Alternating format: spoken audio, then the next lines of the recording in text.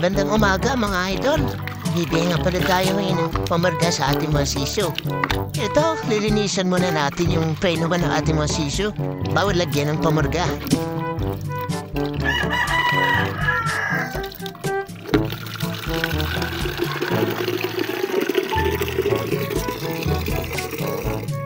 Basta Neroplas na pala yung ginagamit kong pamurga sa aking mga 1-month-old mga idol. At ito, ilalagay muna natin sa tubig.